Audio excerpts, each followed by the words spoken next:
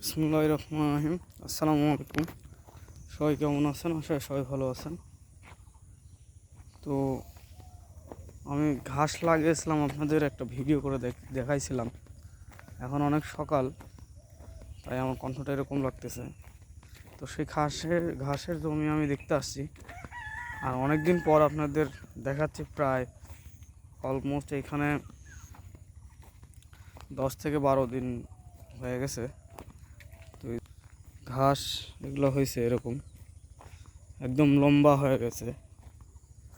এর মধ্যে আমরা কিছু এই সাইজের কাটি দিছিলাম, কিন্তু এটি পরিপুক্ত না থাকার কারণে এগুলি হয় নাই। আর যেগুলি পরিপুক্ত হয়েছিল ওগুলা হয়েছে, এগুলা হয়েছে।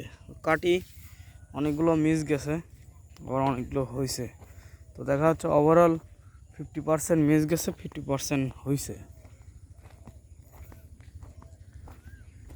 এইখানে এই যে অনেকগুলোই মিস গেছে, কারণ পুক্ত কাটি মানে পরিপুক্ত কাটি যেগুলোতে শেকড় বাড়াইছে বা পরিপুক্তভাবে না হওয়া পর্যন্ত ওই কাটি কেটে আপনারা ওই জমিতে লাগাবেন না, কাটিং যেটা আর কি। এই যে এগুলো হয়েছে, এটি হচ্ছে নেপিয়া ঘাসের।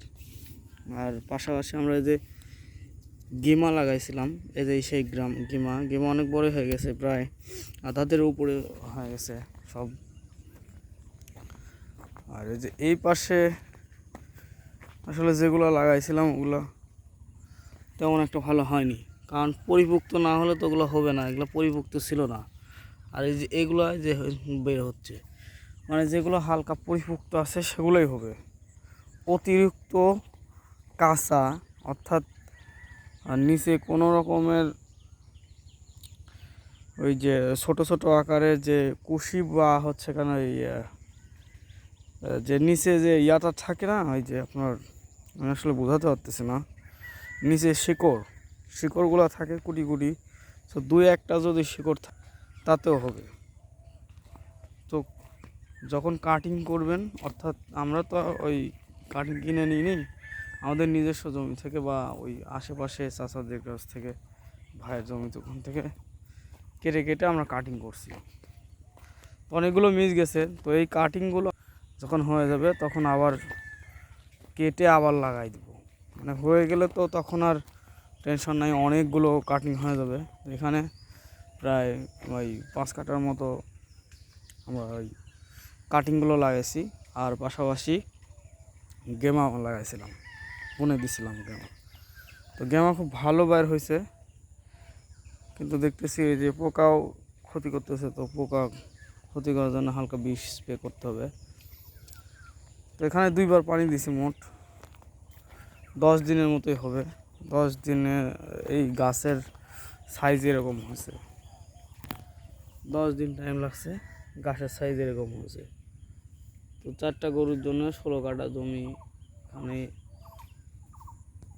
বোনা হয়েছে। পাশাপাশি এই কাটিংগুলো লাগাইছি, যাতে এখান থেকে বেশি হলে তখন আবার লাগাই দেবো। আস্তে আস্তে এগুলো সব কাটিং করে দেবো। তো যেগুলো এগুলোই হয় কাটিং, অনেকগুলোই হবে। আর গেমা এরা 3 থেকে 4 বার কাটা যাবে, যেটা আমি আগের ভিডিওতে বলছিলাম আপনাদের। আর কাটিংগুলো যেগুলো হয়ে যাবে ওগুলো তো হইলে আর কোনো টেনশন নাই, অনেকগুলো হয়ে যাবে, একদম মাথা পর্যন্ত আছে। কাটিং হয়ে গেলে কেটে কেটে লাগাই। তো আজকের ভিডিও পর্যন্তই। এই ভিডিওতে আমি জাস্ট উল্লেখ করলাম যে 10 দিনে মানে ঘাসটা তো বোনা হলো বা লাগানো হলো, সেই 10 দিনে কেমন বড় হয়েছে সেটি দেখার জন্যই ভিডিওটা বানানো, আপনাদের দেখাবো বলেই ভিডিও ফুটেজটা নিলাম।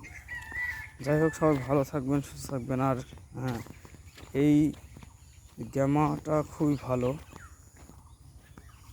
খুব গ্রোথ হয়েছে। আর এটা নাকি খুব হচ্ছে গরুর অনেক ভালো খায়। তো তারপরেও দেখি যখন পর্যন্ত না খাওয়াতে পারি। এইটা লাগাইছিলাম, এই যে হাইব্রিড সুদান জাম্বু ঘাস। এই ঘাসটা অনেক ভালো, এখানেই রেখে দিছি, দেখা যাক কী অবস্থা। তারপরে খাওয়াই, তারপরে আবার ভিডিও করে দেখাবো। এই পাশের ঘাসগুলো খুব তাড়াতাড়ি বের হয়েছে। এগুলো মিস খুব কম গেছে, ওই পাশেগুলো একটু মিস গেছে কারণ ওগুলো কাঁচা ছিল। যাই হোক, সবাই ভালো থাকবেন, সুস্থ থাকবেন। পরবর্তীতে নতুন কোনো ভিডিও নিয়ে আপনাদের মাঝে হাজির হব।